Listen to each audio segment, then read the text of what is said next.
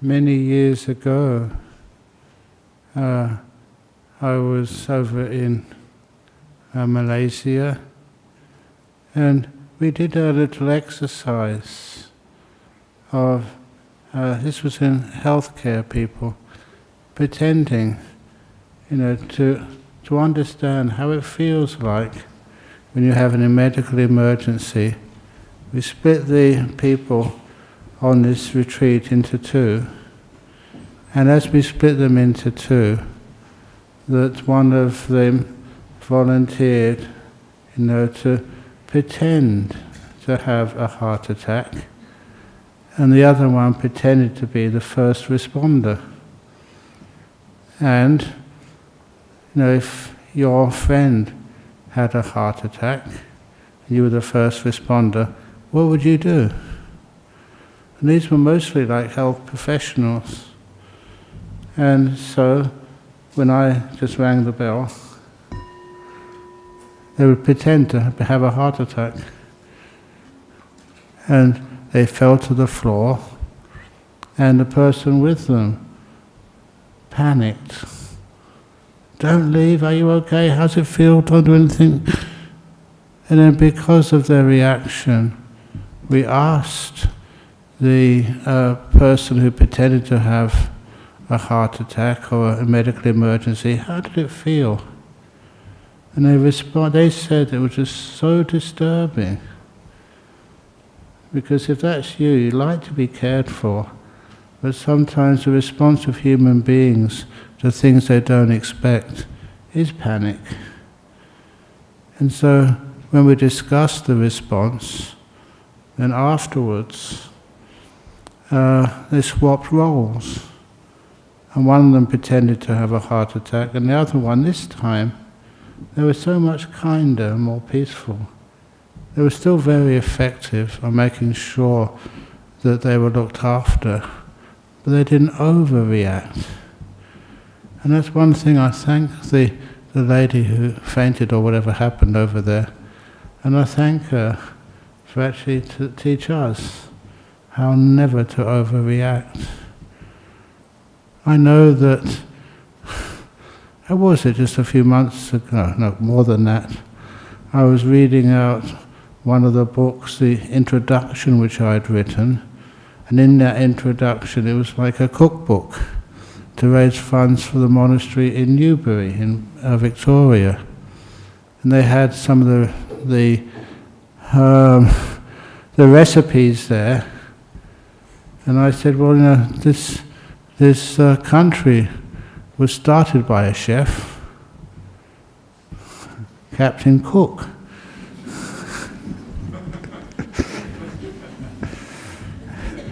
That was my first attempt at a funny story. And then afterwards, I said, and I've got my couple of favourite recipes, which I've tried. And one of them was called boiled frog on rice. I think you all know that story, I hope. These were the days when I was in the northeast of Thailand. The food was disgusting. No, real Thai food, good Thai food is fine. But this was just in poor parts of Thailand. What the villagers could catch, that's what they would eat. There was no other choice. Like subsistence. So anyway, that one day, just a bowl of sticky rice and a boiled frog on top. That's your one meal of the day. Nothing else. And it was boiled. I was a vegetarian before I became a monk. And that boiled frog, there was no salt. It was boiled, not fried. And no soya sauce. No any sauce. And that's all you had to eat for one day. I was extremely thin in those days. So extremely thin that when I went to stay at this monk Ajahn Braham's monastery, they had a very strict rule there. That rule was, no one could start eating before he started eating. And he would only eat about 10 minutes, 15 minutes at most. When he stopped, everyone had to stop. I was warned about this first. So all the monks, before they started their meal, they had their spoons ready. And they were looking at him, and once he started eating, they were really fast. It was kind of crazy, but that was true. And then he finished eating. He put his spoon down. And every other monk there, including me, had to put their spoon down. And he looked at me and said, "You, carry on eating." And that was Ajahn Brahm. He's very senior. He was the teacher of His Majesty the King of Thailand. Who was I to refuse?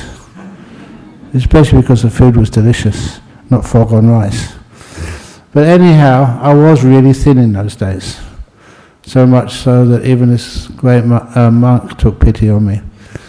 So, but that was one. Those are kind of recipes which I described in the foreword to this book. The other one was strawberry ice cream on spaghetti bolognese. You know, usually you see us eating it out of a bowl, and on this day, you know that it was separated when I put it in all together. But someone who took my bowl, because I'm a senior monk now, they took that bowl and they jiggled it, just by accident. So when I opened the lid, I found the spaghetti bolognese was covered with strawberry ice cream. Have you ever had that? How do you know it wasn't nice? But anyway, I wrote those down in my introduction to this cookbook. And when I was reading it, I burst out laughing myself. I don't mind telling jokes, because I laugh at my jokes. And because I laughed so much, then I started choking. When I started choking, people came up to me and said, "How are you? Are you okay? Is there anything you want?" What I was trying to say was, leave me alone. Because when people try and ask you something, you can't talk. You feel even more pressure on. So I always tell that if anybody ever sees anybody who is very sick or having some sort of emergency, please be kind. Don't go there and just make them more afraid. So that's one of the reasons why there was a lovely kind of example there.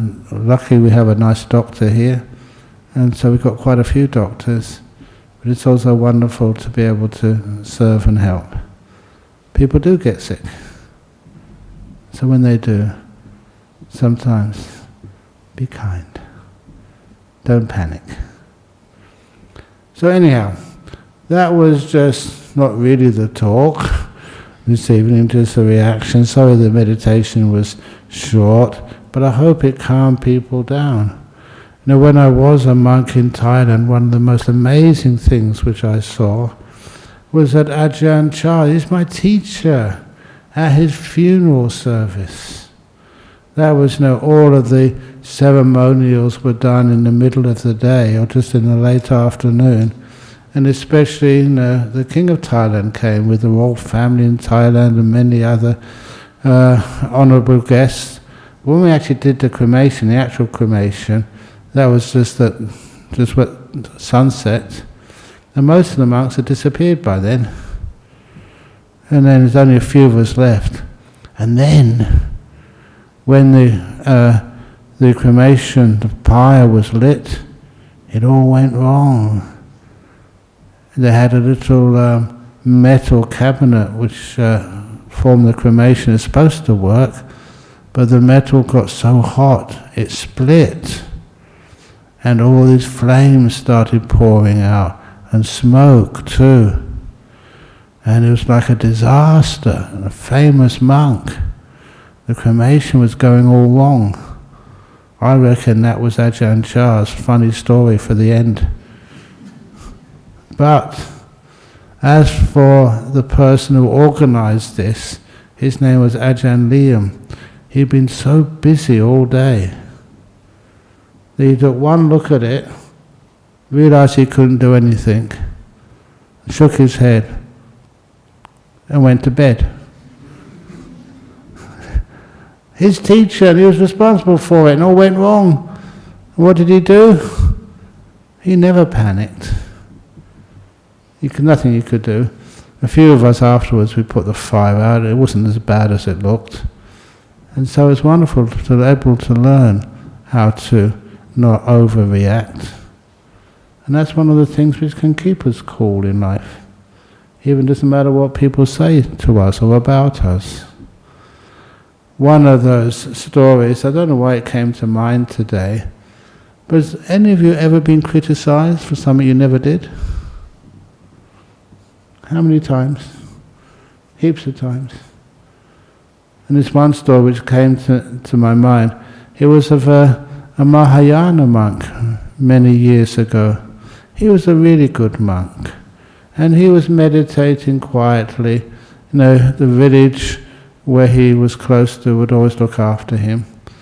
But one day, one of the women in the village, she had a boyfriend, and she became pregnant. And that was something you couldn't hide. And when her father said, "You're putting on weight. Is it weight?" And then she said, "Oh yeah, just weight, some gas or whatever." And then eventually it became clear this was not gas. She was pregnant. So her father just confronted her. "Who is it? Who did this? You're not married yet." And she still loved the boy. So who can she blame? She blamed the monk. That's the only excuse she could find. So she felt very guilty about that. But nevertheless, the father got the headman of the village, and the whole village went up to confront that monk. "You're not a real monk, you're a bad monk, you made this person's daughter pregnant, but anyway, blah blah blah blah blah, nothing we can do to you, but we don't respect you anymore." And they thought the appropriate punishment was that when the lady gave birth, they went up to the place again, and when they went up to the place where the monk was the second time, then they brought the baby along and said, "It was you who was a father, so you look after the baby." And at both times, all that monk would respond was, "Also." It's the "also" story. Remember that one? Yeah. He never complained. A waste of time complaining. But then, after accepting the baby, what does a monk know about a baby? I think it was a baby girl, wasn't it? I believe it was a baby girl. Yeah, baby girl. How do you know?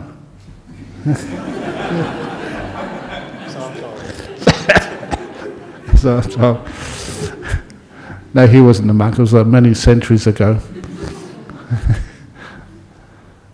So he wouldn't complain at all, just also. And then, like mothers, you'd always miss your children. And so she felt guilty as well. She'd, burden the monk unfairly, accused him of something he never did. And that way she lost her child. And her boyfriend, he just ran away to the city somewhere. So, she was not going to protect him anymore. So she told her father it wasn't the monk. It was her boyfriend who ran away. She only said that because she was trying to protect him. So all the village, for the third time, they went up to see that monk. And they said, "Sorry, we shouldn't have criticized you. We shouldn't have defamed you with all these very bad words. We're sorry. Please forgive us." You know what the monk said? "Arsehole." There's no L on the end, okay, for the people thinking badly. And so, you are secretary. But anyway, that became quite a famous story. Simply because of the fact that he wouldn't complain backwards. Even though he was accused of things he never did, there was no way in the world that people would even believe him. He lived alone. What proof could he have? But one always realizes that's sometimes one of the best ways to deal with criticism. Eventually it shows in the end that you're much, much, much stronger and wiser than others. What are some of the things I've been criticized for so many years ago? I think this was, we're not quite sure exactly why, but on one occasion that somebody accused me of, which story am I going to say now? Oh yeah. There's many monks in Thailand being accused of having unmonkish affairs with girlfriends. So you know what I did then? For those of you who are here at the time, I had a talk like this. I said, I'm a good monk, but sometimes people accuse you of all sorts of terrible things. So I made my confession out of honesty. I said, this actually happened. Many years ago, I said, I spent some of the happiest moments of my life in the loving arms of another man's wife. I said that. It was true. It was my mum. She was married to my dad. She's my dad's wife. But the way I said it was just to make a point that why is it that sometimes people jump to conclusions and they judge wrong. It was true. I had some lovely time with another man's wife, my mum. So that's one of the reasons why it's very wonderful not to criticize, not to feel guilty. And if sometimes you are accused of something you never ever did. And I was taught this lesson on karma, of all places, in a prison. Because I was teaching in prison so many times, and eventually one of the prisoners came up to me and said, Ajahn Brahm, I think I might need your help. I've been put in prison for a crime I did not commit. I'm innocent. I didn't do that robbery. And of course, if you have access to people who've been mistreated like that, put in jail for something they never did, if you have access to them, then of course you want to help any way you could. And so, I was thinking, I know a few lawyers, I know a few people who could maybe collect some money and get a lawyer and just free him. Now, there are people like that, put in jail for crimes they never did. And as I was thinking like that, this man just interrupted my thoughts. He said, but, Ajahn Brahm, there were so many other robberies I did where I was not caught. I guess this is fair. How many times have you been complained getting caught speeding and fined? When there's so many other people speed really fast, they don't get caught. It's unfair. Do you feel it's unfair when bad things happen to you? How many times do you deserve bad things happen to you when nothing happens? So sometimes it's like the law of karma. when you understand things like that, you don't get so angry and upset. It's learning how not to react, to things which happen to you in life, which you may feel is unfair. But maybe a bigger picture, you find that maybe it's not so unfair. Maybe it's understanding what it's like. So the real talk I was going to give tonight was about, how do you deal, when you're rejected? Have you ever been rejected, for a job? Or rejected, if maybe you're falling in love with somebody and they reject you? How do you feel? Do you feel worthless? Or do you feel like me, lucky?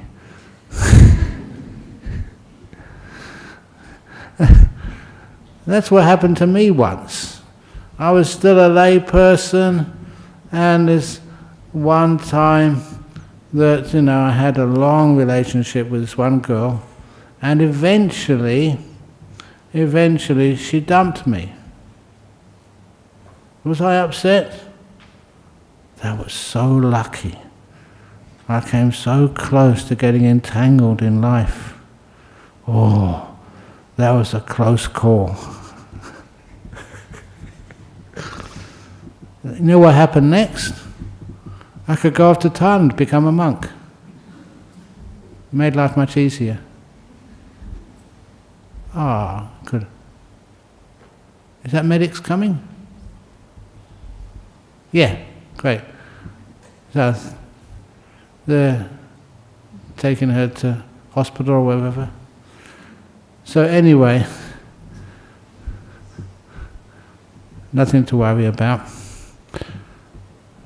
What is the best thing we can do in life? Sometimes to be able to learn just how to make peace with almost anything. I know quite a few times it's lovely to have a person or yourself where everybody else is going a bit mad or crazy and overreacting, who can make some peace. I know one of those monks, I remember because I ordained him as a monk, and I remember just him telling me that his parents were not that supportive of him being a monk. And later on his father had a heart attack, and he said he'd go and help his family out. This was in Norway. It wasn't Ajahn Brahm, it was Ajahn Nito. And I always remember him telling his mother, do you want me to help out? When his father had a heart attack, hadn't died yet. And he showed me the letter from his mother. Yes, you can come back to Norway, but don't wear your robes. Wear lay clothing. And he asked me, what should I do? And I said, tell your mother, it's either these robes or naked. Which would you prefer? That's very Ajahn Brahm. Because I did that once when I think I told this story a couple of weeks ago, that when I was quite young, for some reason, I don't know what happened, but I got very low energy. When I got really low energy, that one of the doctors here decided to admit me to hospital, a Sri Lankan doctor. And when I went into hospital for 6 days, that they asked me to bring pajamas. And I said, I can't bring pajamas. I don't have any. And I said there, well, either naked or my robes, which would you prefer? So that's where the statement came from. But it was wonderful being in hospital. This was in Rockingham Hospital many years ago. It was wonderful being in hospital. It was very small at the time. And the doctor was a Dr. Mendes. He was a gynecologist.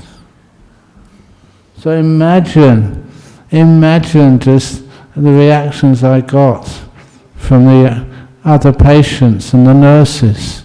in this hospital, wearing brown robes, a bald head, under a gynecologist. I was very happy that I got reactions like that, because it made people much more interested and happy in the hospital. But anyhow, this is just kind of the things you have to deal with. And I don't mind at all. But anyway, this monk, his mother said, you have to wear lay clothes. And I said, no, refuse. So she allowed him to come into her home just wearing the monk's clothes. And he was there a while because his father did not recover from the heart attack, he died. And then I got this wonderful letter from this monk's brother. And the brother said, I don't know what you've been doing for our brother and all those years here in Perth. But without him, our family was falling apart. So thank you, whatever you've done for him, whatever you've taught him. We judged you wrongly here in Perth. Please carry on. He kept our family together with his kindness and wisdom when his own father passed away. And I like that letter because it showed just, the training which you get as a monk in kindness, non-reaction, is so valuable, so worthwhile. It does keep people alive.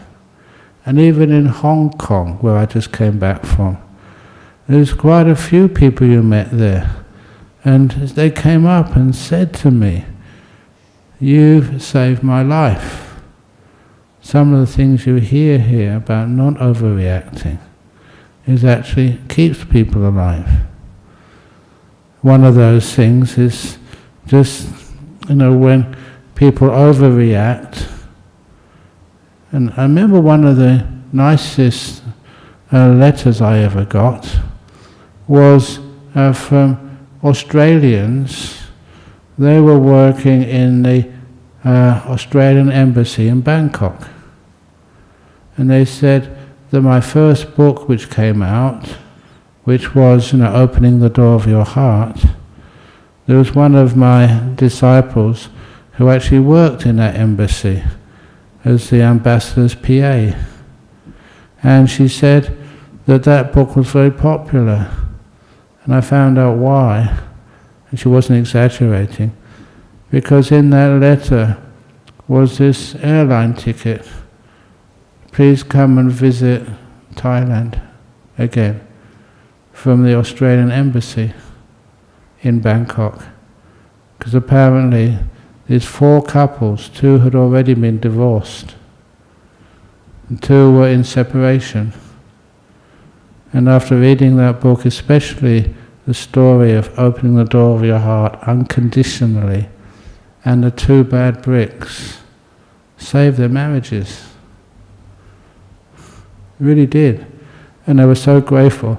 How can we show our thanks and do something useful? So they sent these tickets and invited me to come and give a talk at the Thai embassy. And that's what I did. So it's wonderful to be able to see that these little stories make a lot of difference in people's lives. Instead of overreacting, see how peaceful we can be, how kind we can be, and then look at these little things which happen in life, not as things which are deserving of splitting up and forgetting all the hard work we've done so far, and learning instead just know how to keep on going, keep on being kind, keep on being wise. And that way, it's amazing the sorts of things we can get through in life. But if any of you ever feel rejected, sometimes I remember reading the story of that authors. How many famous authors were rejected many times? I know apparently the author of Harry Potter was rejected many times. That never happened to me. that book which I wrote, Opening the Door of Your Heart. That had a wonderful story behind it, the story behind the stories. And that was that when it was ready to publish, I'd written it out by hand, somebody typed it in, I went to Melbourne to give a talk. The very first talk which I gave in Melbourne, at University of Melbourne, that after I'd given the talk, this lady came up, I will never forget her name, Magnolia Flora. Very sort of, and especially that I suffered from hay fever, so I was a bit concerned. But anyway, Magnolia Flora, it's the first time she'd ever met me. And she announced, that was a very good talk you gave at Melbourne University. She was in the audience. Look, if there's ever any book which you want published, please let me know. And I reached inside this bag, took out a CD and just gave it to her. She was kind of stunned. And of course I wasn't rejected at all. That became a bestseller. So sometimes you kind of wonder, I missed out on being rejected. I missed out because you can learn so much. Sometimes I wonder, was that a good thing or a bad thing to be rejected? I always look on the other side of things. If it was rejected, then I could live a much more peaceful life as a monk. But because I wrote that and could actually offer it to people, you could do a service in life. Both ways I make sure I win. Do you understand? Which is the best? Why are we so concerned about being rejected? It's not that there's something wrong with us. It's just that we have to keep going. That's one of the problems of people in this world. They always take rejection as a personal failing, never seeing the benefits of what happens. A good example, if you do lose your job, or even more than that, during the COVID time, I couldn't believe it, that when many people had their jobs, they complained to me they had to work so hard. Always working, they never had time to do anything else. As soon as they got the sack and they couldn't work, they complained again. Oh, we haven't got a job. We've got too much time, we don't know how to make use of it. And so a lot of the time, you kind of wonder, why isn't it people can't see the benefit, the goodness, in whatever is happening in their life? Wouldn't you like to have a holiday? Many of you know me too much now that you don't answer yes. You know these are always trick questions. That's one of those stories, and I told this in Hong Kong. I was surprised they hadn't heard it, as I'm going to tell it to you now, about the two elderly people who died within days of each other. How many of you remember that story? The first time I told us was at a real funeral service. And I remember that funeral service because these men in black were standing in the back, the funeral directors, and when they realized this was a funny story, it's not just funny, I had a meaning behind it. When they realized it was a funny story, they went, oh. They're making signs at me, stop. You're not supposed to tell a funny story at a funeral. But once I started, I couldn't stop. These two old people, they died within days of each other. And after they died, do you know the story? How many of you know the story? Only one, good. Because sometimes I tell these stories again and again. One of the reasons I was a bit distracted, by the emergency outside, but still carry on. In this particular case, they're going to survive okay, that's not a problem. But these two, they died together and they appeared in heaven together. When they appeared in heaven together, they were met by this angel. And the angel said, because of your good karma, I'm showing you your heavenly reward. And the first thing that the angel showed them was this beautiful mansion on the cliffs, just away from the cliffs, these wonderful views of the ocean. And he said, this is your heavenly reward forever. Please enjoy. And the man looked at that mansion, huge, and he said, I don't think that I have enough money to pay the council rates. You have to pay that every year. The bigger the house, the more you have to pay. So, the angel said, don't you know, sir, we don't have councils up in heaven. Council-free zone. Government-free zone. Does that make sense to you? How many of you work in councils?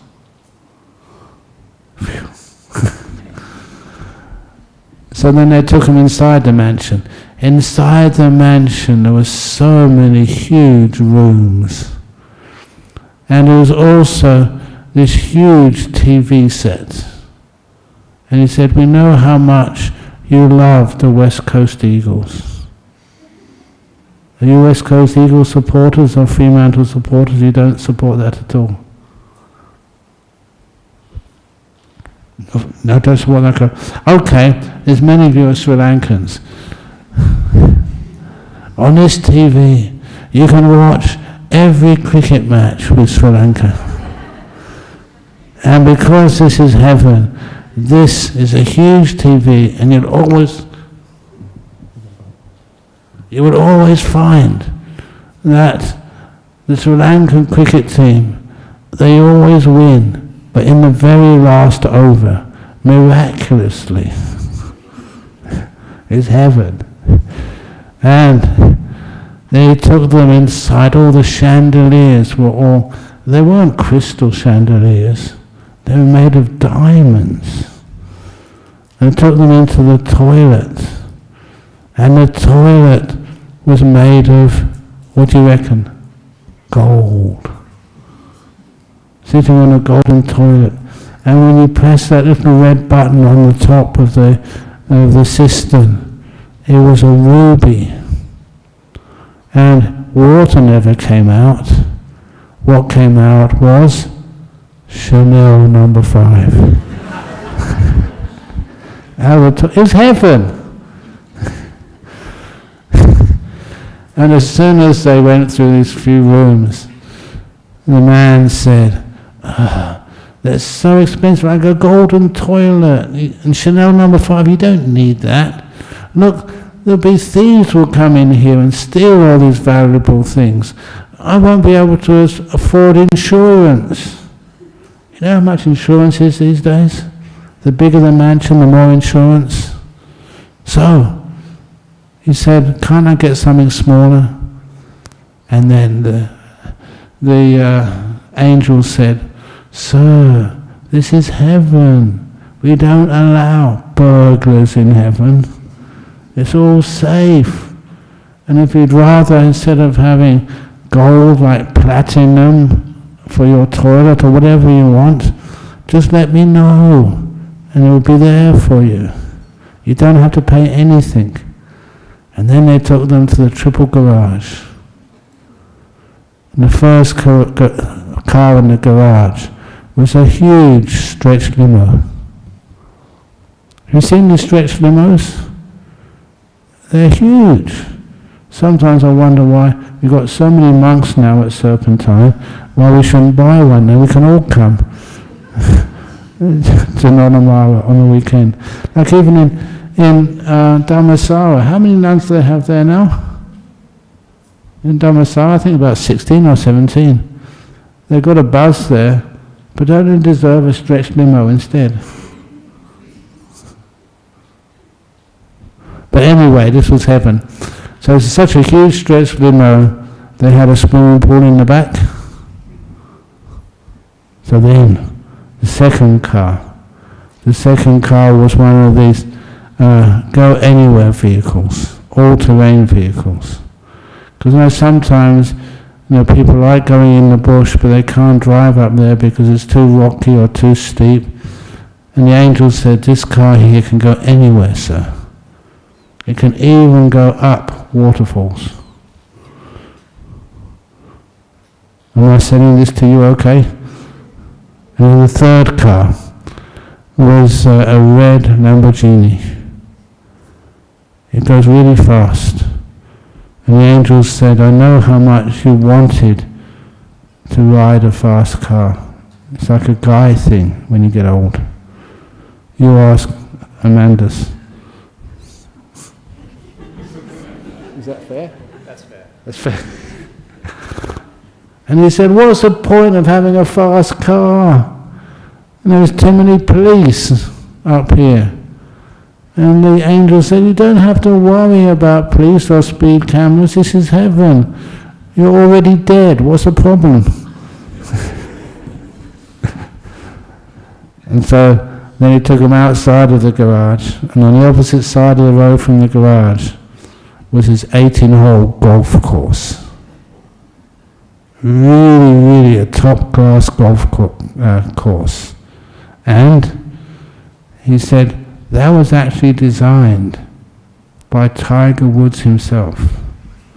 And for those of you thinking, Tiger Woods not dead, how could he design that? And the answer was, do you remember that when he split up from his first wife, he drove away and had a car crash? He had an out-of-the-body experience, and during that out-of-the-body experience, the angel got him to design this golf course for this dead couple.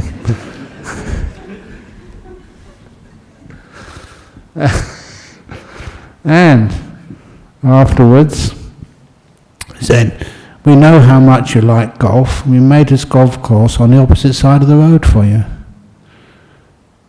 And he said, look, that is really an expensive golf club. People like me would never get elected. And anyway, even if I was, I couldn't afford the annual fees. And that's when the angels said, sir, you are an automatic member of that golf club. You're not a life member. You are a death member.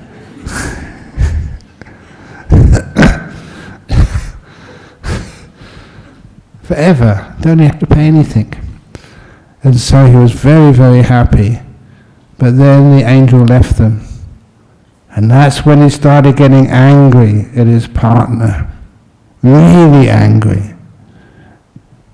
And he was shouting at her for such a long time, when finally he paused. She could say to her husband, why are you upset at me? We got this beautiful mansion. You got your TV where you can watch the Sri Lankan cricket team beat Australia and England and everybody else. A few Sri Lankans are smiling, thank you.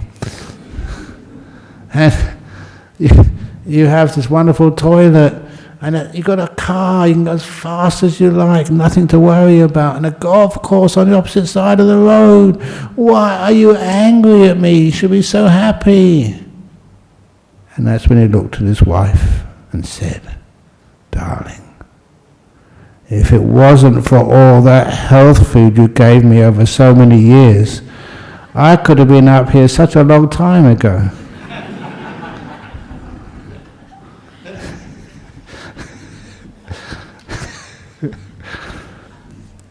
Do you get the message? So why are we afraid when we don't know what the stakes are? So if ever you do get criticized, sort of understand a lot of people are judging you unfairly. The other story I wanted to mention, still okay up there. they wanted to mention about rejection and criticism. I read this story quite a long time ago, and it was actually told in Egypt. There was this nun who was working with elderly people over there, a Christian nun. And then one day she'd been working very hard with elderly people, and then what happened was her car ran out of petrol. And there wasn't a gas station anywhere for at least a couple of miles. And then she thought, well, even if I push the car there, I'd be exhausted. And I've got no spare petrol, even a petrol can. The only thing she had to carry any petrol was one of these old, like potties, which elderly people could actually urinate in. So she carried that to the gas station about a couple of miles away, carried it back again, because that's the only thing they could put petrol in, which wouldn't leak. And then, when she got it back to her car, she opened the petrol cap and started pouring the petrol in. And then this Muslim man came up and looked at her. She's pouring something from a potty into her car. And the Muslim man said, Sister, I don't agree with your faith, but I'm very inspired by your faith. No, I don't agree with your religion, but I'm inspired by your faith. Sorry, I almost messed that one up. But at least I've got you to smile. Well, I could have overreacted to that person who had a little medical emergency. But now seems to be plenty of people looking after her. And having experienced, not mental emergencies, but people overreacting when I've been coughing too much, and realise that's not the way to deal with situations. As long as there's somebody who can check up, make sure they're safe. Why is it that people like dramas? They like to get involved in dramas. Why is it people like to overreact? That's sometimes one of the reasons why people watch these soap operas in the evening instead of coming to Dhammaloka Buddhist Center. Why is it when people have free time, they waste it? But sometimes, even one of the Thai ladies who was here, she told me her mother in Bangkok would always go to the Chinese movies once a week. And the culture there for those Chinese movies was always to cry your eyes out. It was always a sad ending, never a happy ending. It was always that a couple would fall in love and one would get drafted into the imperial army and get killed in battle or something. And her mother would always come back home once a week with her eyes all red, having cried and used up a whole big box of tissues every week. Why do you do that? Because she liked to cry. Why is it that people go to these movies which are exciting? I couldn't believe this. The last movie, I think, which I saw on the aircraft, I only saw it. I didn't have any earphones. And that was the days those screens came down almost right in front of you. And I couldn't miss looking at it. And I thought it might be allowable because I didn't know what was going on, just no earphones. And I remember its title, it was Armageddon. Do you remember that movie at all? That was one of the funniest comedies I've ever seen. You could predict it. And also I remember just one of those scenes I could never get out of my head. Just when I think one of these spacecraft crashed on this asteroid or whatever it was. It was going to crash into the earth and they were going to blow it up and save civilization. And straight away I knew what was going to happen. they'd save civilization, but only at the very, very, very last moment. They can't just do it simply, just save civilization. That's not a movie. That's one of the reasons why, when someone sent a photograph to me, that in a newspaper apparently, that Jess is one of the stars over in the United States, Jessica Parker. What's her full name? Well, I don't know, but anyway. Sarah Jessica Parker, okay. She was seen in a coffee shop reading a copy of Opening the Door of Your Heart. And so as soon as people said that to me, I thought, oh my goodness, I'm going to get a cameo appearance. But apparently that her series was called Sex and the City. Is that right?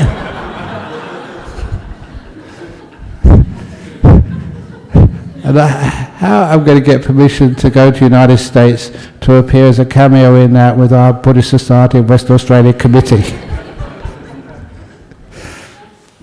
We'd have to insist they change the name to No Sex in the Monastery. But why? Because people wanted to have excitement. They didn't really want to have truth. They wanted to get away from the truth and just be kind of stimulated by excitement. Right? It's the same as some of these places where people like to go as kids, these bungee jumping. Why would you want to be bungee jumping for? To scare you.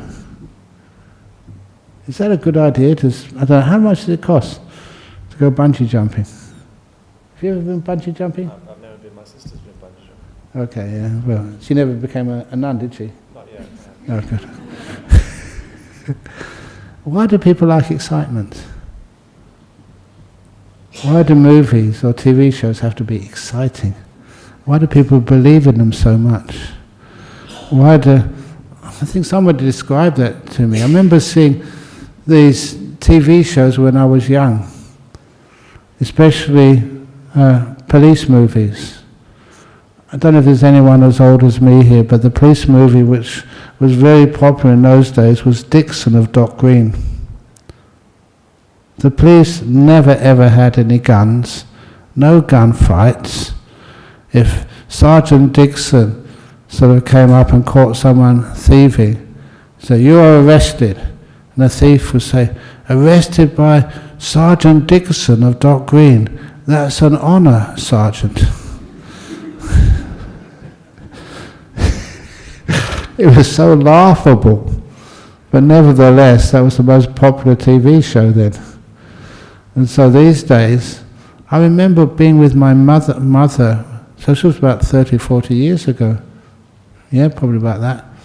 And I was just sitting next to her, she was watching a TV show.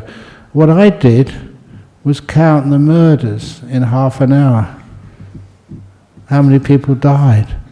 And it was about 32 or 33 or something, just in half an hour.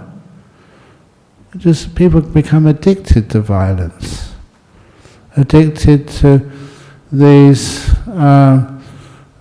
being on the end of their seats, looking at these movies or looking at these horror shows, as long as they knew they were going to be safe. That's why we watch it on TV and abhor it in real life. So anyway, going back to Armageddon, I remember just this spacecraft hitting this asteroid, yeah. And I know enough about science to know that when it hits that hard, no one's going to survive. Not only does it hit this asteroid, but then when it stopped exploding and burning, it fell over this cliff. And there's more explosions, more fire. And then it finally came to a halt. And then I remember the people next to me, sitting next to me in economy class, They were just, you could see that they were just so hopeful. And then I saw this hand come up inside the spacecraft, which was almost destroyed, and grab onto something, and the hero, I forget what film star he was, pulled himself up. He wasn't just alive. His hair was perfect. Didn't even need to be combed or brushed. And there was no sweat on his face. He just escaped impossible death. The escape was impossible. He should have died many times over, but he was a hero, so they couldn't die. He survived. And remember all the people next to me, breathing sighs of relief, and me laughing my head off. That was so ridiculous and funny, it must be a comedy. Different ways of perceiving things. That's one of the reasons why that solutions to problems in life don't mean that we don't expect sometimes people to get sick and maybe have to have attention.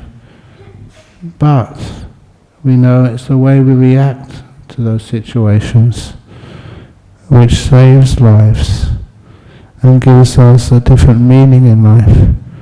How we can be cool when everybody else is losing their head. How we can be peaceful and have a good life and never ever need to react. And if you are criticized, if you are excluded, I know one of the reasons why I like to answer this question on exclusion is that sometimes you can see the benefits of exclusion. Sometimes you can see the advantages of being part of things. But never ever think that whatever life gives you is unfair. It's opportunities, different opportunities. I sometimes think that girl who dumped me so many years ago, if I ever met her, I'd say thank you. Do you understand why? It made me be free to become a monk. If anybody ever dumps you, I'm sorry, there's no places now to be a monk. Full up. I think you get my drift, what I'm trying to say. Is how you react is most important, rather than what happens. Thank you for listening. Sadhu, sadhu, sadhu. Sadhu. I think the lady is still outside. So, sorry? How is she? Okay. They're all putting their thumbs up. Yep. So, what? Oh yeah. Was she listening to the talk? Yeah. She wasn't even listening to the talk. That must be how popular my talks are. Even a person who is really sick and maybe dying. When don't know, but anyway, at least she knew that if she goes up to heaven, she'll get a lovely house with a gold toilet and Chanel No. 5 in the cistern and a nice big TV set, all for free. Thank you all for listening. Any questions on the internet first of all, or is the internet not attended to? Oh, there. Okay, very good.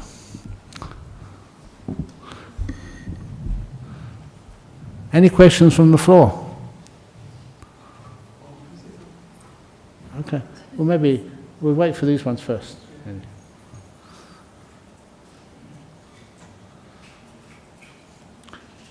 A question from Germany. Dear Ajahn Brahm, how come unpleasant memories keep occasionally popping up, despite you let go of them many times? How to let go the right way? How to let go of things for good? Be kind to them first of all, understand them. If you try and push them away, of course they will keep coming away again. You're giving them importance.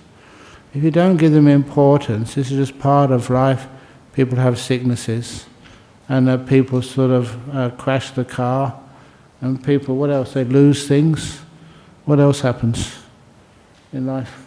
You get dumped, lose their jobs. Look at it as an opportunity. Never look at it as a personal failure. And so if you're kind to it and look in a positive way, it's incredible just how you can turn difficult things into something really good. And they're not unpleasant memories anymore. To let them go, you have to soften them first of all.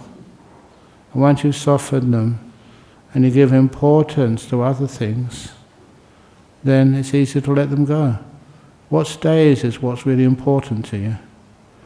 And never think that you've done anything wrong. Whatever happens, there are opportunities to learn and grow from. And please, not too many of you go and ask, how is she? She's had the thumbs up. That would make her just more stressed out. And then,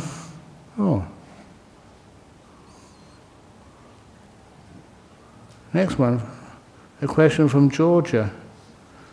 Dear Ajahn, what is the most Buddhist way to protest? As I relax and let go, I become softer to unjust people. Yeah, me too. Thus I'm unable to pick sides, even if one side needs more aid.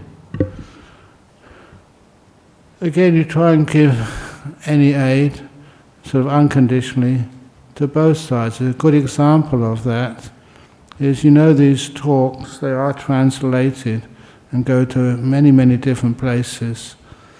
And there's one person who was doing these talks, they were translating them into Ukrainian. And even there, the last time I went to Hong Kong, I raised some money for them to pay their bills.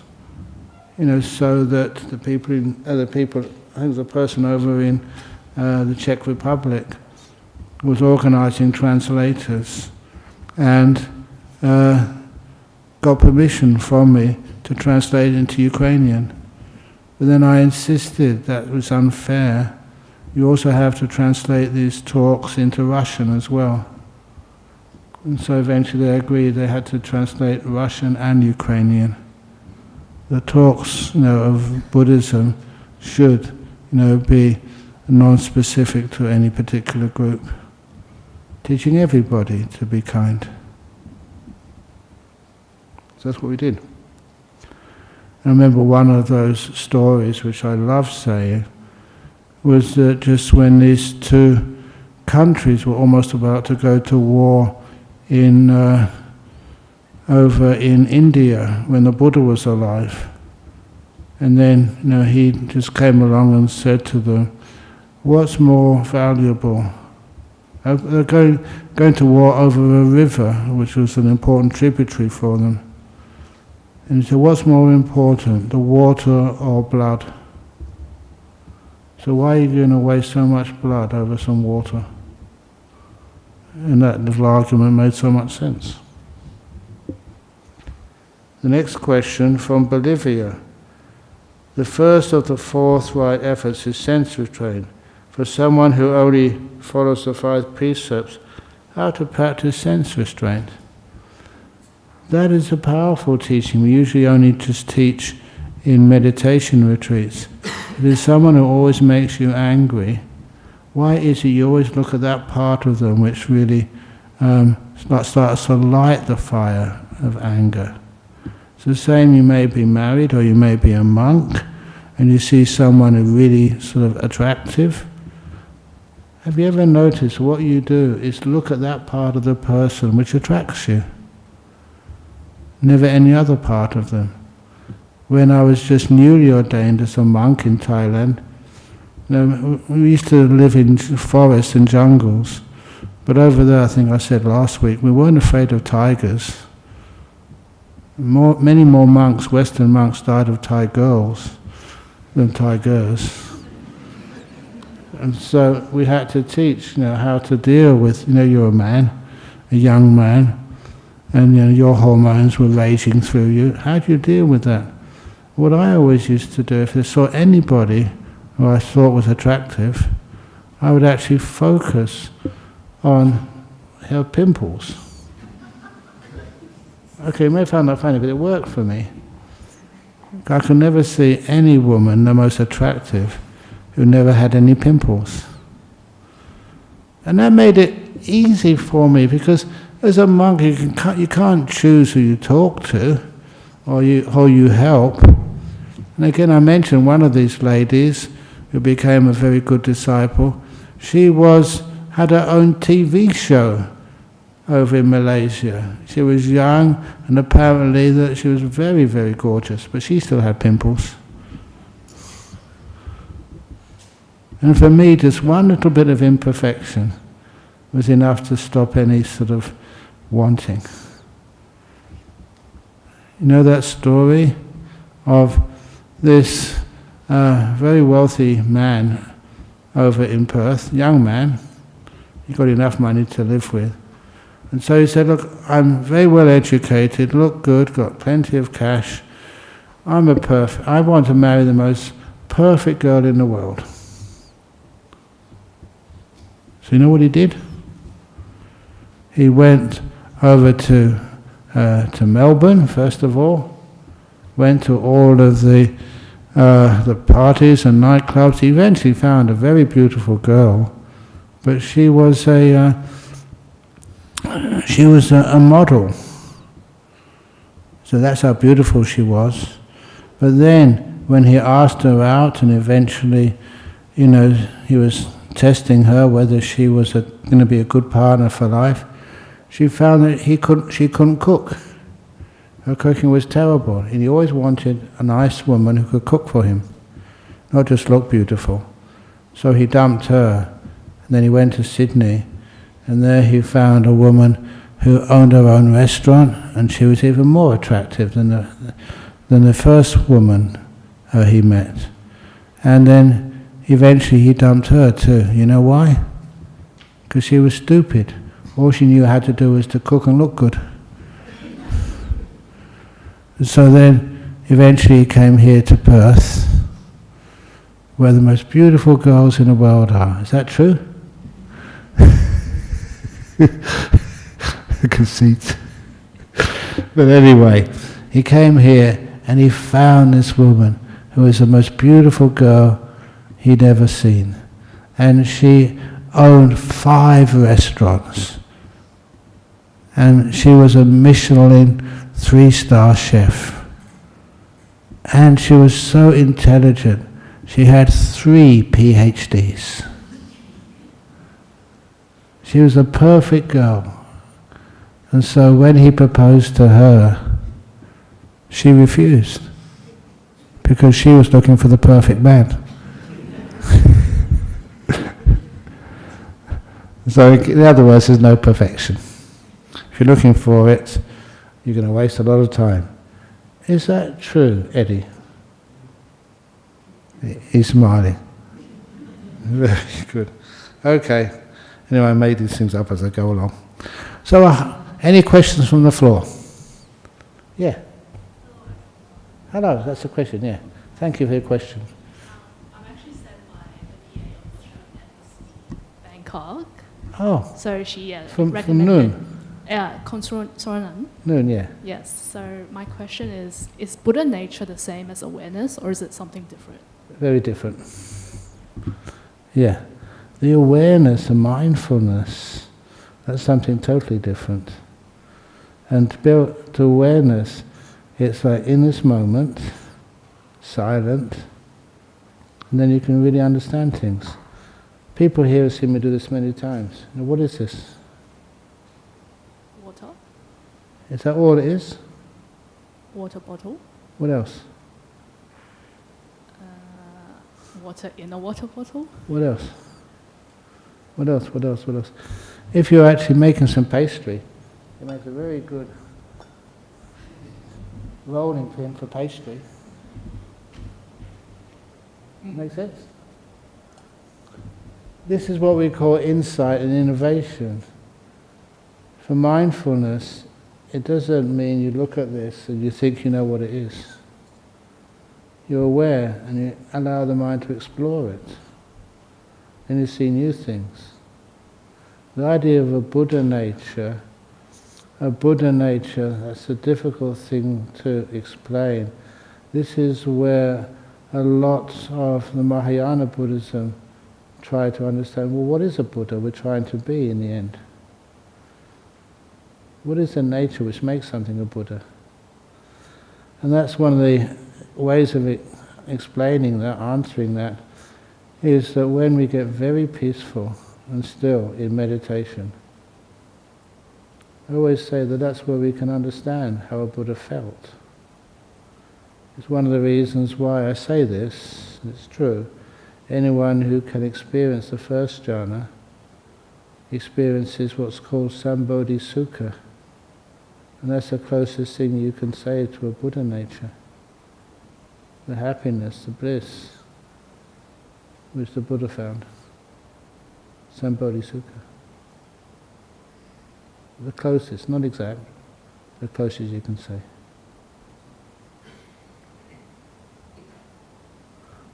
Make sense? Kind of. Kind of, okay. But are you just a friend of Noon or? Sorry? Soranan, you're a friend? Yep. Okay. Do you work in the embassy up in? My partner did, but we just moved back. Oh, okay. Excellent. Because that was many years ago. And that little book which I wrote got that lovely letter from 4 of the employees. They'd broken up, but the letter, or the book, had got them all together again. It was very lovely to meet them. Yeah, she gave me the book. Yeah. And even for the story of Soranan, her mum was living in Melbourne. She had 3 daughters and 1 son. And she was the first to get married. And the marriage never worked out. And I remember this once, I was giving this big conference talk over in Bangkok, and they put me up in this big hotel suite, and Noon came to see me with her family. And as soon as she knew where I was sleeping that night, her face went white when she knocked at the door, because that was actually her honeymoon suite of a marriage which never worked out. So she didn't really want to go in at all. But then her other 3 children, I did the marriage blessings for them, and they had successful marriages. And then when Noon sort of got her second marriage, I made sure that it was acceptable to her mum, Napasi. And because of that, they had a very happy marriage together with Pup. And if any of you have a good memory, Pup was the man who offered the katina, the royal katina at Bodhinyana Monastery last year. They've always been so supportive, and I thank them for that, the whole family. So please give Noon my very best wishes. I will. When are you going back? Probably not anytime soon. Oh, okay. You'll probably see her here coming for the katina Yep. over in October. Yes. Okay, talking too much as usual. Ajahn Brahm. I hope this works, yeah. Just now you mentioned about the documentary film series, no? Sex in the City? Yeah. And then, and then you mentioned about changing the name to No Sex in the Monastery? Yeah.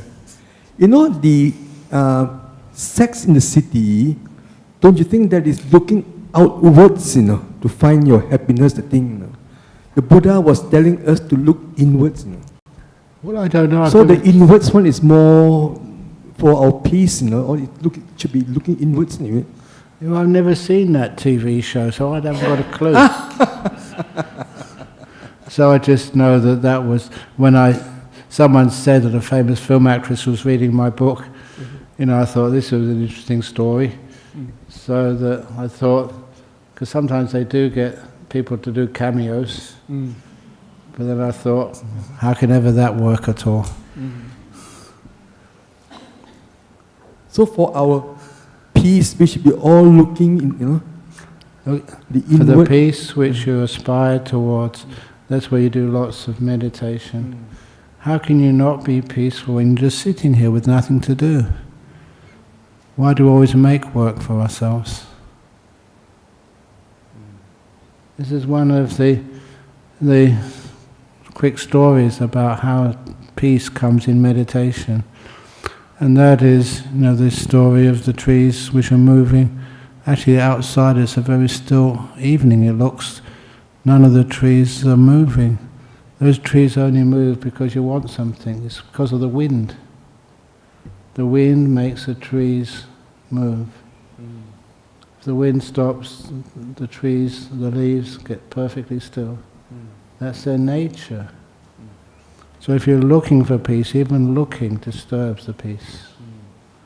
The best thing is just to be still. When you're still, you have natural mindfulness, you'll be awake.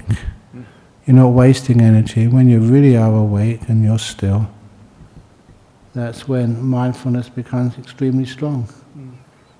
And that's where you see all the real peace. Yeah. So that's actually how you find this out. Just be still.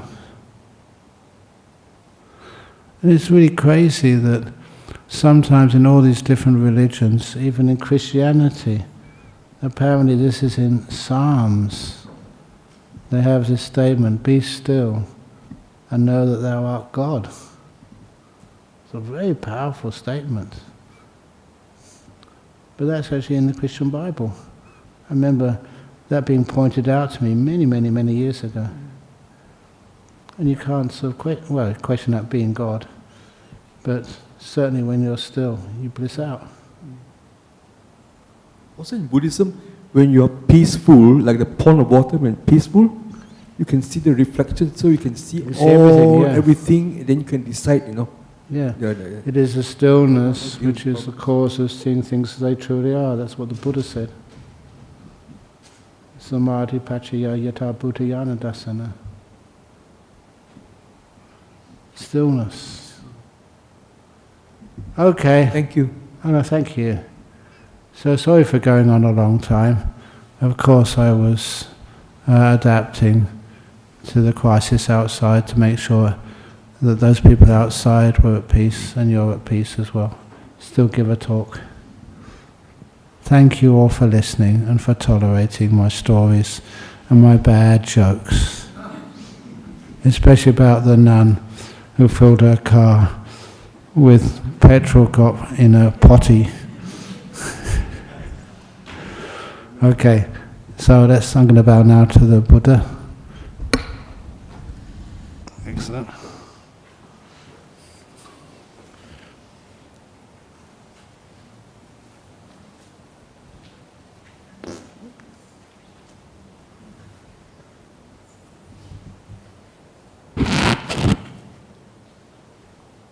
Arahant Samma Sambuddho Bhagava Buddhang Bhagavantang Abhivademi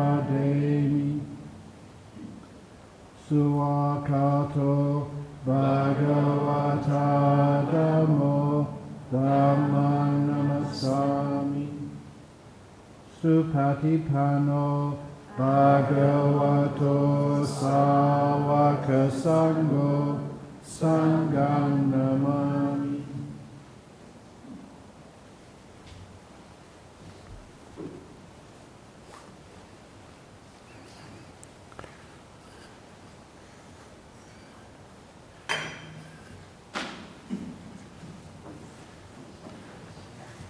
Thank you.